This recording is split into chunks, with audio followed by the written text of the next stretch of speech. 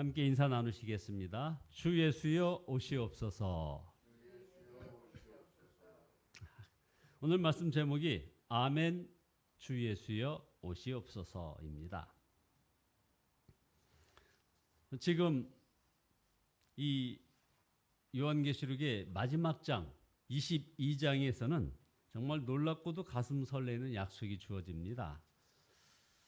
여러 사정이 있었겠지만 우리 육동인 장로님 네 분이 이렇게 이 요한계시록 마지막 이 부분을 설교하는 그 자리에 함께 동참했다는 사실은 너무나도 감사하고 하나님께 정말 영광 돌립니다. 근영이 하는 그 모든 사업체에서도 이렇게 형통의 복으로 함께하고 새 하늘과 새 땅 그리고 새 예루살렘을 보여주신 그 우리 주님께서 곧 오시겠다고 약속하신 그 약속, 이 약속의 소망을 가지고 귀하게 이어져가는 가문 되어지기를 예수 그리스도의 이름으로 축원드립니다. 우리 주님께서 금방 말씀드린 것처럼 새 하늘, 새 땅 그리고 새 예루살렘을 사도 요한에게 보여주신 다음 주님께서 바로 이어서 약속의 말씀이 정말 가슴 설레이는 약속의 말씀입니다. 곧 오시겠다고 약속하신 겁니다. 무려 3번이나 반복했습니다. 7절에는 내가 곧 오리라. 12절에 내가 곧 가겠다. 그리고 20절에 드디어 내가 곧 가겠다. 이렇게 주님 재림의 약속은 그 어떤 것과도 비교할 수 없이 놀라운 일이고 그리고 너무나도 확실한 일입니다. 천사가 6절에 이 말씀은 믿음직하고 참되다 하면서 하나님께서 직접 약속하셨다고 얘기하면서 하나님께서 자기 종들에게 곧 일어날 일들을 보여주시려고 자기의 천사들을 보내셨다라고 이렇게 말씀하십니다. 주님의 재림을 믿게 되면 주님 때문에 고난당하는 것은 슬퍼하고 고통스러워할 일이 아니라 우리가 춤추며 즐거워해야 할 일이 되는 것입니다. 그래서 계시록 22장 12절에 보니까 그 주님은 이제 우리들에게 상을 주시려고 오신다고 했습니다. 그래서 이 재림 신앙의 핵심은 바로 기쁨이 충만한 것입니다. 로마서 12장 12절에 소망 중에 즐거워하며라는 이 말씀이 바로 이 말씀과 연결이 됩니다. 요한은 보아라 내가 곧 오겠다는 주님의 말씀을 듣고 너무 기뻐서 그 말을 전해준 천사에게 그냥 엎드려 경배하려고 하다가 천사의 제지를 당할 정도 아니었습니까? 안타까운 것은 천국을 믿고 주님의 재림도 믿는다고 하면서 소망의 기쁨을 가지지 못한 우리 그리스도인들이 너무 많다는 것입니다. 세상 살기가 힘들어서 천국 가고 싶어요. 빨리 죽고 싶어요. 하는 것은 이것은 진정한 소망이 아닙니다. 자살이 죄라고 믿기에 그냥 죽지도 못하고 죽여달라고 구하는 것 이것도 역시 소망의 괴를 믿는 것에 불과한 것이죠. 왜 그럴까요? 그 안에 기쁨이 없기 때문에 그런 것입니다. 주님은 주님의 재림에 대한 비밀을 봉인하지 말라고 10절에서 말씀을 이렇게 하십니다. 또 내게 말하되 이 두루마리의 예언의 말씀을 임봉하지 말라. 때가 가까우니라. 그래서 성경에 다 기록되어 있어서 누구나 볼 수 있게 되었습니다. 그러나 요한계시록을 읽는 성도가 사실 많지 않습니다. 이렇게 요한계시록 설교를 마지막까지 듣는 분도 이렇게 제한되어 있지 않습니까? 꺼리는 이들이 의외로 많습니다. 수많은 이단들이 사실은 요한계시록에서 나왔기 때문이기도 하죠. 그것은 요한계시록에 문제가 있기 때문이 아닙니다. 이 계시에서 어떤 부분은 빼거나 어떤 것은 더하였기 때문에 그런 겁니다. 마귀가 그랬습니다. 마귀가 그렇게 한 것입니다.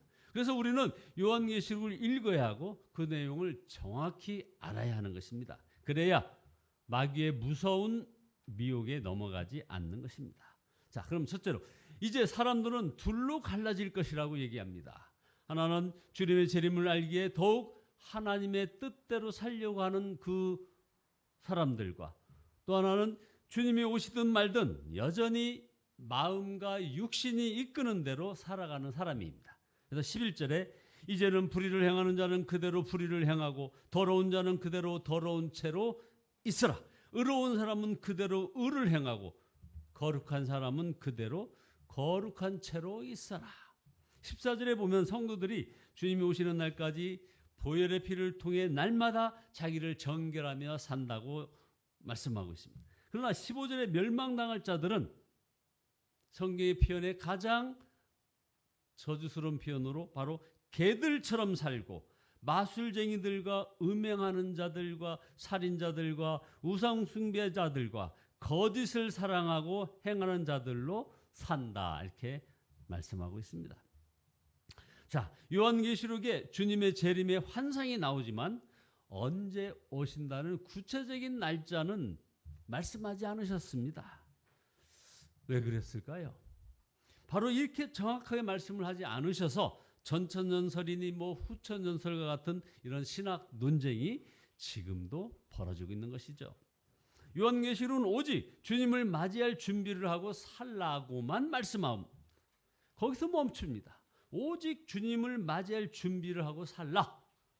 이게 바로 하나님의 지혜 아니겠습니까? 진짜와 가짜를 가르시는 것입니다. 주님 오실 날짜를 알면 사람들이 그냥 자기 마음대로 살다가 주님 오시기 전날 회개하려 할 것입니다. 요한은 17절에서 성령과 신부가 주님께 오시옵소서 외치는 소리를 들었을 때 그 말씀을 들은 모든 사람들도 함께 오시옵소서 하고 외치라고 하였습니다. 성령과 신부의 부름에 주님은 대답하십니다. 20절에 보면 그렇다 내가 곧 가겠다고 하자 요한이 대답합니다. 아멘, 주 예수여 오시옵소서.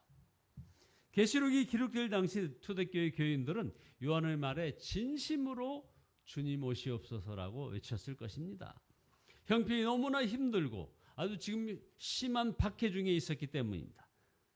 그러나 지금 우리는 어떻습니까?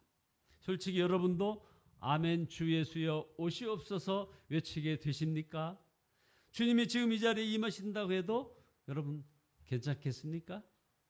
당황하거나 슬프거나 걱정되거나 두렵지 않겠느냐 이 말입니다. 정말 기쁘냐 이거죠. 정말 감사할 일입니까? 주여 오실 때 미리 알려놔 주시지 하는 마음은 혹시 아닐까 하는 생각이 듭니다. 왜 그럴까요? 지금은 큰 박해도 죽음도 위협도 없고 그럭저럭 살만하기 때문입니다. 이것이 정말 두려운 것입니다. 그러다가 때로 어떤 질병이 딱 몰아치면은 그때 이제 다시 한번 두려워하는 거죠. 누가복음 17장 26절에 보면 예수님께서 다시 오실 때 나타날 현상에 대해서 걱정하셨던 것은 우리 성도들이 먹고 마시고 학교에 가고 일하고 집 사고 차 사고 시집 장가를 가려고 태어난 것처럼 그렇게 사는 것을 우리 예수님께서는 걱정하신 것입니다. 다시 오실 주님에 대해서는 아무 생각 없이 사는 것입니다. 이것을 우리 주님이 걱정하셨습니다. 주님께서 곧 오신다는 것을 믿지 못하는 사람들이 있습니다. 물론 2000년 동안 곧 가겠다고 말씀하시고는 오지 않으셨으니 그럴 만도 합니다. 그러나 주님은 곧 다시 오겠다 말씀만 하시고 안 오신 것이 결코 아닙니다. 요한복음 14장 18절에 보면 주님은 우리를 고아와 같이 버려두지 않고 오리라 하셨습니다. 그러면서 19절에 보면 그때 세상 사람들은 주님을 보지 못하겠고 오직 성도들만 주님을 볼 것이라고 했습니다. 그렇습니다. 주님은 분명 모든 사람들이 볼 수 있도록 재림하시는 것은 맞습니다. 이미 구원받은 성도들의 마음에 성령으로 또 이미 임하신 것도 맞습니다, 여러분. 재림신앙은 그저 하늘만 바라보고 주님을 기다리는 것이 결코 아닙니다. 이미 마음에 임하신 주님과 계속 일상에서 동행하며 살면서 재림하실 주님을 바라보는 것입니다. 그래서 교회는 이 땅에서 경험하는 바로 하나님 나라입니다. 우리 예수사랑교회가 바로 이 땅에서 경험하는 하나님의 나라라 이 말입니다. 그리고 우리가 드리는 이 예배는 여기서 미리 맛보는 천상의 예배인 것입니다. 마찬가지로 우리 마음에 임하신 주님을 통하여 재림하실 주님을 우리가 아는 것입니다. 재림신앙은 주님이 재림하실 것을 아는 것이 아닙니다. 그래서 주 예수여 오시옵소서 외칠 수 있어야 바로 이게 진정한 재림신앙이라 이 말입니다. 그래서 우리는 매일 이런 새벽기도 시간에 통성기도하면서 하나님 나라를 위하여 기도하고 있는 것이 아니겠습니까? 아직 주님 오시옵소서 하고 외칠 그런 믿음이 없다면 성령께서 그런 소망의 눈을 열어주시기를 구하시기 바랍니다. 요한계시록의 핵심 주제는 여러분 종말이 아닙니다. 바로 주 예수 그리스도이십니다. 계시록의 시작도 주님이셨고 마지막도 다시 오실 주님을 바라보게 하시는 것입니다. 계시록의 마지막 말씀은 예수님의 은혜를 축복하는 것입니다. 21절에 주 예수의 은혜가 모든 자들에게 있을지어다. 아멘. 여러분, 누가 여러분을 정말 사랑하는지 분명히 알아야 합니다. 바로 예수님이 여러분을 진정 사랑하시는 것입니다. 우리를 진정 사랑하시는 예수님을 알게 되면 어서 오시옵소서 외치지 않을 사람이 없습니다. 우리의 문제는 주님 다시 오실 때 우리가 친밀한 주님으로 우리 주님과 만나느냐 아니면 상당히 낯선 주님으로 만나느냐 하는 것입니다. 재림하실 주님을 만나고 동행하는 것은 이렇게 목사가 대신해 줄 수도 없기 때문입니다.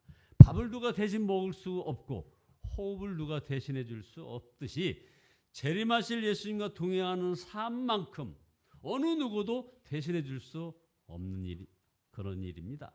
이제는 사람을 의존하는 그런 신앙에서 벗어나 직접 주님과 친밀한 관계를 맺어야 하는 것입니다. 얼마 전에 어느 대형교회에서 교회에 대한 핍박이 아주 심해지고 있는 그런 나라들, 지금 세계에서 가장 핍박을 많이 받고 있는 종교가 우리 기독교 아닙니까? 그래서 이 심한 핍박을 가하고 있는 그 나라에서 지금 어렵게 목회하는 목회자들을 초청을 해가지고 예수 세미나를 했답니다. 거기에 어떤 목사님이 정부가 자기 나라가 하도 이렇게 모여서 예배하지 못하게 하니까 이런 운동을 벌이고 있는데 걸어다니면서 예배하는 운동, 그래서 그 워킹 워시퍼 이런 운동을 일으키고 있다는 그런 간증을 소개합니다. 공원이나 거리를 걸어다니면서 예배하자는 것입니다. 눈물겨운 고백 아닙니까? 이렇게 워킹 워시퍼로 살아가는 그런 믿음을 갖게 할 수 있다는 것이고 또 모이지 못해도 교회 공동체를 이룰 수 있는 그런 놀라운 방법을 이렇게 소개하고 있는 것이죠. 얼마든지 모여서 예배할 수 있는 우리도 마찬가지입니다. 얼마든지 모여서 예배할 자유가 있지만 이렇게 모여서 예배하는 일에 참 어려움을 많이 겪습니다. 코로나19로 인해서 이렇게 비대면 예배에 익숙해지다 보니까 그 나름대로 문제가 심각합니다. 우리는 여러분 아시다시피 이렇게 성찬 예배를 드리지 않습니까? 성찬에 참여하지 못하는 그 안타까움. 그래서 이번 주일에는 여러분들 모두 다 교회로 나오셔서 대면 예배에 참여하시기를 바랍니다. 자, 그러므로 일상에 주님과 동행하고 걸어다니면서 예배할 수 있어야 그나마 믿음을 지킬 수 있지 않느냐 하는 것이죠. 그리고 진정으로 마음을 열고 성령 안에서 교제할 수 있는 그런 이런 예사람교회 같은 이런 공동체가 있어야 주님과 동행할 수도 그리고 주 예수여 어서 오시옵소서 이렇게 외칠 수 있는 것입니다. 여러분 모두 기쁨으로 주님과 동행하면서 날마다 하나님의 말씀대로 살며 다시 오실 주님을 갈망하는 그런 소망의 사람 모두 되시기를 예수 그리스도의 이름으로 축원드립니다. 기도하시겠습니다. 아멘. 주 예수여 오시옵소서. 아버지 하나님, 저희가 기쁨으로 주님과 동행하지 못했음을 고백하오니 주여 용서하여 주시고 이제 말씀대로 살며 다시 오실 주님을 갈망하는 그런 소망의 사람 모두 되어지게 인도하여 주시옵소서. 오늘의 삶을 통해서 하나님께서 저희들의 모든 영역을 간섭하시고 저희들은 기꺼이 주님의 명령에 순종하며 나가는 저희들 되기를 간절히 바라오며 예수 그리스도의 이름으로 기도드리옵나이다. 아멘. 찬송가 179장입니다. 179장입니다.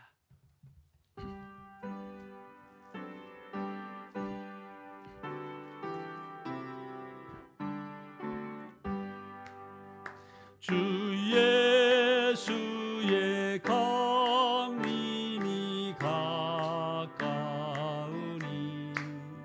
저 천국으로 늘자 회개하라. 주 성령으로 너희를 부르시고 무천사도 나와서 영접하래. 주 예수님 너희를 찾으시니